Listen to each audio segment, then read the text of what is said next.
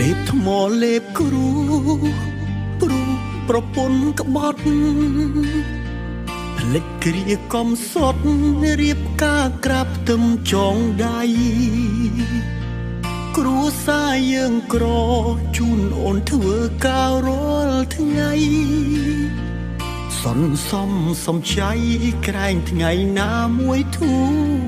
ធា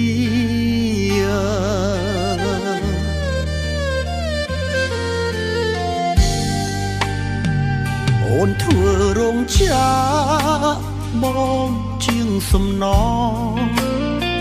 ខ្ចប់បាយដាក់ថងយកទៅធ្វើការគ្រប់គ្រាមិនថាភ្ជុះភ្លៀងឈឺគ្រុនក្តៅរងា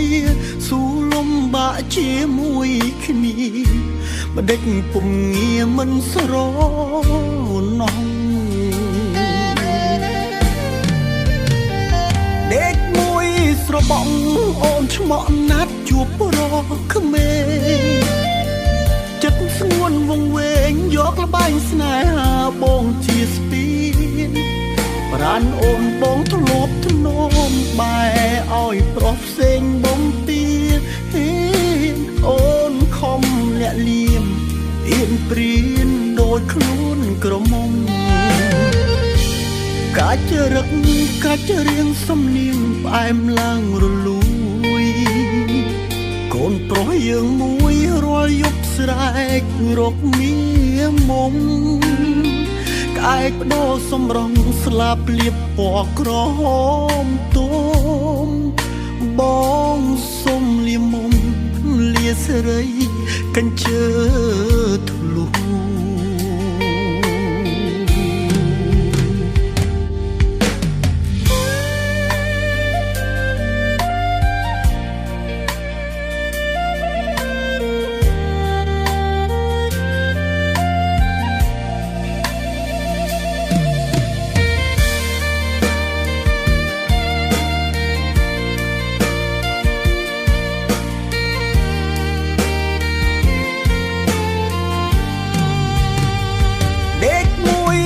បង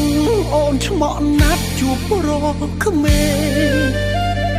ចិត្តស្ងួនវងវែងយកលបែងស្នេហាបងជាស្ពានប្រានអូនបងធ្លាប់ធ្នមបែឲ្យប្រុសផ្សេងបំពីហេអូនខំលាក់លៀមអៀនព្រៀនដូចខ្លួនក្រមុំកាច់រឹកកាច់រៀងសំនៀង